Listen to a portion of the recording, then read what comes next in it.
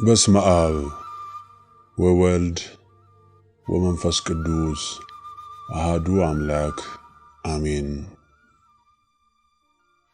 ቅድስት ሄራኒ እመምኔት ታማቭ ሄራኒ ወር በገባ በ21 ታስባ የምትውለው ቅድስት ሄራኒ ጻድቃን ሲባል በስንክሳር ላይ የተጻፉ ከመቶ ዓመታት በፊት የነበሩ በትረካና ገድል መልክ ብቻ እንጂ እውነት ዛሬ የሚፈጠሩ የማይመስሉን ስንቶቻችን ነን። ዛሬ ወር በገባ በ21 ዕረፍቷ የሚታሰበው ጻድቋ ሴት ሄራኒ ግን እንደኛ በመኪና እየተጓዘች በአውሮፕላን እየተመላለሰች በዘመናዊ ዓለም ኑራ በተአምሯ ብዛት ዓለምን አስደንቃለች።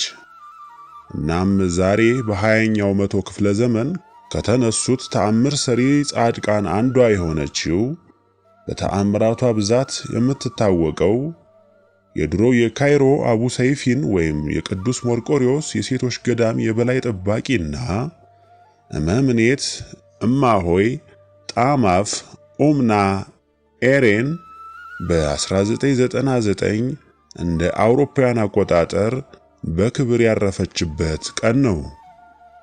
በጣም በብዙ መጽሐፍ ከሚታተሙ ተአምራዊ ሕይወቷ በጥቂቱ እነሆ። ቅድስት ሄራኒ የተወለደችው በግብፅ ሀገር ልዩ ስሙ ጊርጋ በተባለ ስፍራ ነው። የልደት ስሟ ፋውዚያ ይባላል። ይህች ቅድስት እንደሌላው ቅዱሳን በሰላም አልተወለደችም። ማለትም እናቷ ከመጠን በላይ ነበር የታመመችው። እርሷን በምትወልድበት ጊዜ በዚያ በጭንቅ ሰዓት አባቷና አያቷ ይጸልዩ ነበር። አባቷ አምላክን ለወለደች ለክብርት እመቤታችን፣ አያቷ ደግሞ ለሰማዕታት አለቃ ለቅዱስ ጊዮርጊስ እንዲያማልዷቸው አጥብቀው ይጸልዩ ነበር። ከዚያም አምላክን የወለደች ክብርት እመቤታችን ቅድስት ድንግል ማርያም ቅዱስ ጊዮርጊስን አስከትላ መጥታ ለእናቷ ተገለጸችላት። ቅዱስ ጊዮርጊስንም ጀርባዋን ዳስሰው አለችው። እርሱም እጅ ነስቶ ጀርባዋን ዳሰሰው፣ በሰላምም ተገላገለች። እመቤታችንም ሕፃኗን ታቅፋ ይህች ልጅ የኛ ናት ብላ ሕፃኗን ባርካ ወደ ሰማይ አረገች። ከዚያም እያደገች በሄደች ቁጥር ለክርስቶስ ያላት ፍቅር እየጨመረ መጣ።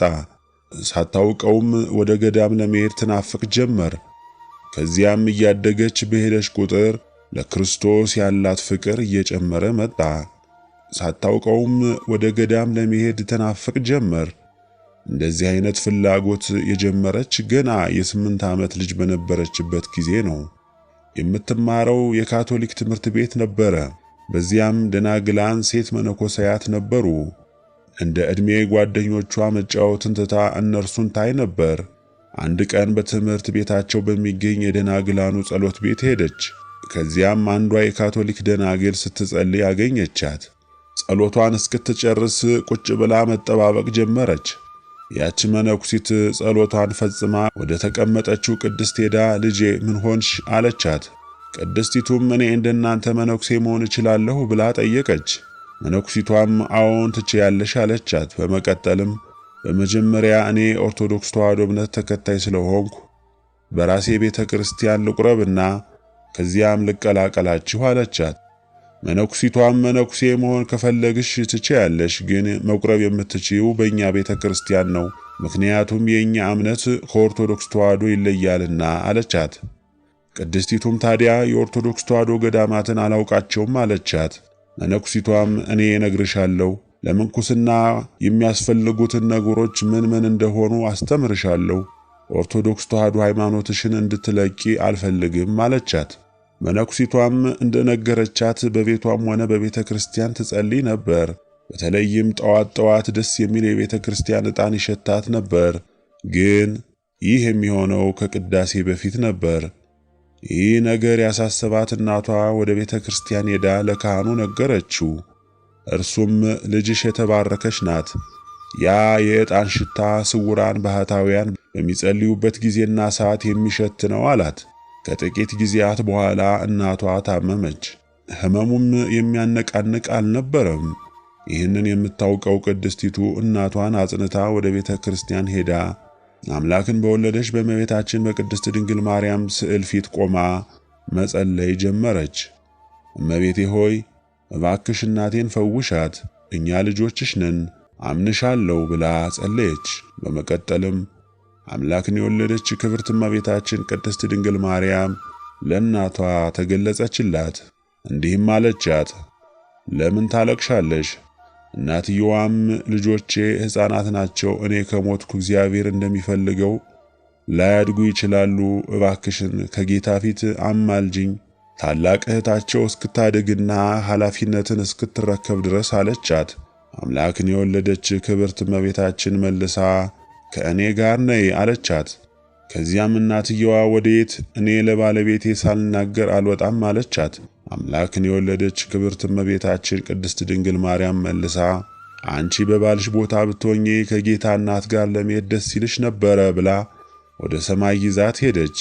ከዚያም በመልካም መኝታ አስተኛቻት። ከዚያም እመቤታችን ቅዱስ ጊዮርጊስን ጊዮርጊስ እስኪ እያት መርምራት አለችው። እርሱም እናቴ እመቤቴ ሆይ እንደምታውቂው የእርሷ ጉዳይ አብቅቷል፣ ድናለች አላት።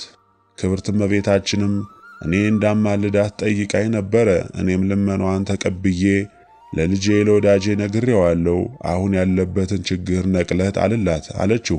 ቅዱስ ጊዮርጊስም እናቴ ያንቺ እጅ ይዳሳት፣ ከዚያ አወጣዋለሁ አላት።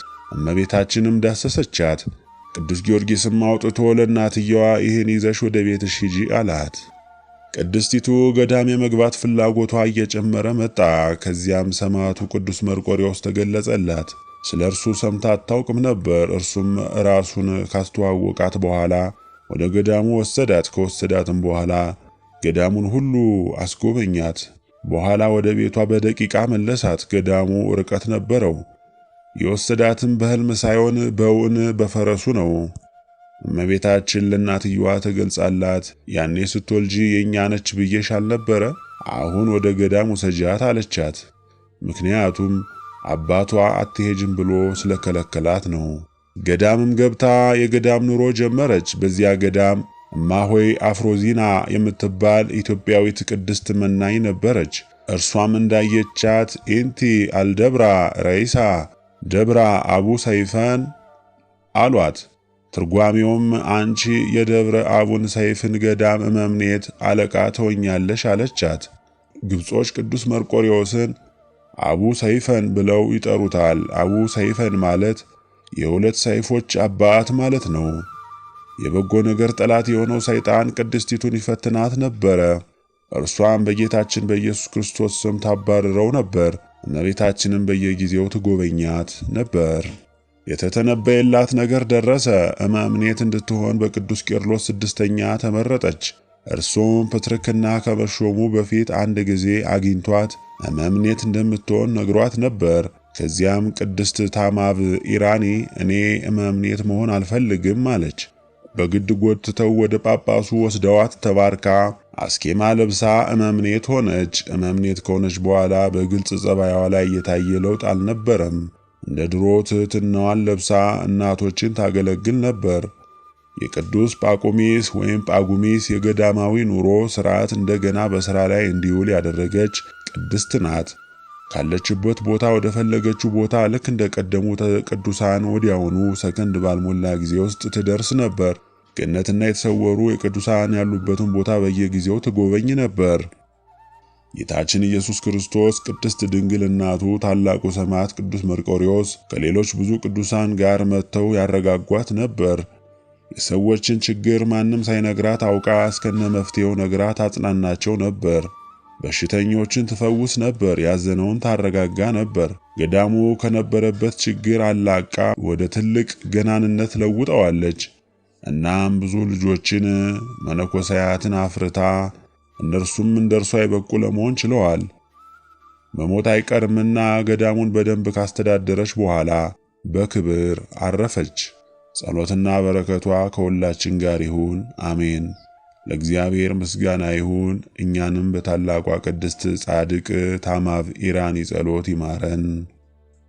ነቢል ጅንዲ የተባለ በግብጽ ካይሮ የሚኖር የኬኤልኤም ካምፓኒ ፊልድ መካኒክ ነበር። ይህ ሰው የጻድቋ እማሆይ የጣማፍ ኡምና ሄራኒ የዘወትር ጠያቂና መንፈሳዊ ልጅ ነበር። ይህ ሰው ቅድስት ሄራኒ አጊባ ወደ ተባለ ቦታ ስትሄድ እሷን ለመሸኘትና በረከቷን ለመቀበል የመጣ ሰው ነበር። ተጓዦቹ 3 መነኮሳት ሄራኒና ይህ ሰው ነበሩ። የሚጓዙትም በሁለት ጉዞ መጀመሪያ ወደ ማርሳ መጥሩህ ወደሚባል ትንሽዬ ኤርፖርት ከዛ ወደ አጊባ ነበር። እናም አቶ ነቢል ያጋጠመውን ነገር እንዲህ ይመሰክራል። በጊዜው ኤርሲናይ የተባለ ከግብፅ አየር መንገድ ጋር በትብብር የሚሰራ ድርጅት ነበር። ይህ ድርጅት የሀገር ውስጥ በረራ ብቻ የሚሰራ ሲሆን ስሪ ፎከር 27 የተባሉ ፕሌኖች ነበሩት። በዕለቱ እኛ ከነዚህ በአንዱ የተሳፈርን ሲሆን ጉዞውም ከካይሮ እስክንድሪያ ማርሳ መጥሩህ ነበር። ፕሌኖቹ ደካማና ትናንሽ ስለሆኑ ወደ ላይ ከፍ ብለው ብዙም አይሄዱም ነበር። ወደ ፕሌኑ ከተሳፈርም በኋላ ለመነሳት በሚያኮበኩብበት ጊዜ የሆነ ችግር እንዳለው ጠርጥሬ ነበር። ወደ ካፕቴኑ ወደ አብራሪው ሂጄ ስለ ጉዳዩ ብጠይቀውም ተሳፋሪዎች ይረበሻሉ በሚል ምክንያት ምንም መልስ ሊሰጠኝ አልፈለገም። ትንሽ እንደሄደ ግብፅ ዴልታ አካባቢ ሲደርስ አውሮፕላኑ አቅጣጫውን ቀይሮ ወደ ካይሮ እየተመለሰ እንደሆነ አስተዋልኩ። ነገሩንም ስረዳው አደገኛ ሁኔታ ውስጥ ነን። አውሮፕላኑ እንደተነሳ ጎማዎቹ በሙሉ መሰብሰብ ነበረባቸው። በእርግጥ የኋላ ጎማዎቹ በትክክል ቢገቡም የፊቶቹ ግን የሆነ ስታክ አድርጎ የያዛቸው ነገር ነበር። ዞሮ ዞሮ ወደ ተነሳበት ኤርፖርት ቢመለስም ማረፍ አይችልም። ምክንያቱም ጎማዎቹ በሆነ ነገር ስታክ ስላደረጉ መዘርጋት አይችሉም። በአጭሩ ጎማዎቹ ለመብረርም ለማረፍም በማይቻልበት ሁኔታ ተይዘዋል ማለት ነው። ፕሌኑ ወደ ካይሮ ተመልሶ ዝም ብሎ ሰማዩን ይዞር ነበር። ምክንያቱ ደግሞ ነዳጁን ለመጨረስና በሚያርፍበት ጊዜ የሚፈጠረውን እሳት አደጋ ለመቀነስ ነው። እኔም እንደ ባለሙያ እንደማንተርፍ ባውቅም ጻድቋ እማሆይ ጣማፍ ከኛ ጋር ስላለች ምንም አንሆንም ብዬ ራሴን አሳመንኩ። ሁኔታውን የተረዳው ተሳፋሪም በመንጫጫትና በድንጋጤ እየጮኸ ያያት ነበር። በእርግጥ ሁሉም ክርስቲያን ባይሆን ታምር ሰሪነቷን በዝና የማያውቅ ግን አልነበረም። እሷም ከተነሱ ይወድቃሉ በማለት በእጇ እንዲቀመጡ መንገር ጀመረች። እየጮኸችም ቁጭ በሉ፣ አይዟችሁ፣ ምንም አትሆኑም እያለች ልታረጋጋቸው ትሞክር ነበር። በአውሮፕላኑም የድረሱልኝ መልእክት 7 የእሳት አደጋና 8 አምቡላንስ ምድር ላይ ሆነው የሚሆነውን ይጠባበቁ ነበር። ጣማፍም ወደ እኔ ዞር አለችና ስለተፈጠረው ነገር ያረጋገጥከው ነገር አለ አለች። እኔም በድንጋጤ አዎ እናታችን፣ ያረጋገጥኩት ነገር አለ። እሱም ድንግል ማርያም በዚህ በኩል ያለውን ክንፍ ትደግፈናለች፣ አቡ ሰይፊን መርቆሪዎስ በፈረሱ የፊቱን በኩል ይደግፍልናል፣ ጻድቁ አቡነ ቄርሎስ ፓትርያርኩ በዛኛው በኩል ይይዙልናል እያልኩ ስርበተበት፣ እሷ ኮስተር ብላ ቅዱስ ሩፋኤልስ ስትለኝ ክንፉን ከአውሮፕላኑ በታች ዘርግቶ እንዳይወድቅ ያደርገዋል። ከዛ አውሮፕላኑ በሰላም ያርፍና ሁላችንም እንወርዳለን ብዬ ምኞቴን ስጨርስ አዎ እንደዛ ነው የሚሆነው አለችኝ። የተነጋገርነው የእምነት ንግግር እንጂ እየተደረገ ነበር ለማለት አልነበረም። ጣማፍ ግን በመስኮት እያየች የጠራናቸው ቅዱሳን መጥተው የቱን ቦታ እንደደገፉት ስትነግረን መደነቅ ጀመርን። በሚገርም ሁኔታ አውሮፕላኑ በትክክል መጓዝ ጀመረና ወደ መሬት ተጠጋ። ይህ እንዴት እንደሆነ በጣም ገርሞኝ ነበር። ወደ መሬት እየተጠጋ መጥቶ ማኮብኮቢያ አስፋልትን ሊይዝ ሲል ነዳጅ አለቀ። ይሄም ካፕቴኑ አየር ላይ እየዞረ ስለጨረሰው ነበር። እናም ፕሌኑ ሚዛኑን ስለሳተ በአፍንጫው ወደ መሬት ተቀረቀረ። ይህ ሁሉ ሲሆን ግን ተሳፋሪ ሁሉ በትክክል እንደሚሄድ እንጂ ምን እንደተፈጠረ መረዳት እስከማይችል ድረስ ምንም አይሰማውም ነበር። አውሮፕላኑ መሬት ላይ ቢወድቅም ማንም ተሳፋሪ ምንም ያደጋ ስሜት አልተሰማውም። ደግሞ ከካፕቴኑ ጀምሮ አንድም ሰው ምንም አደጋ አልደረሰበትም ነበር። ካፕቴኑም በፍጥነት ወደ ውስጥ መጥቶ የጣማፍን እጅ እየሳመ እናቴ ያንቺ ጸሎት ነው ያዳነን ይላት ነበር። እሷም ከሰዎች ሁሉ ጋር በሰላም ከፕሌኑ ወጣች። አውሮፕላኑም ከውጭ ስናየው አፍንጫው ሙሉ ወደ መሬት ውስጥ ገብቶ ነበር። በተፈጠረውም ነገር ሀገር ሁሉ ተደንቆ እንዲያውም በታዋቂው አልአህራም ጋዜጣ ወጥቶ ነበር ብሏል። የመረጃ ምንጭ የእግዚአብሔር ዙፋን the throne of God እንዲሁም ነገረ ቅዱሳን። ወስብሐት ለእግዚአብሔር ወለወላዲቱ ድንግል ወለመስቀሉ ክቡር። ይቆየን።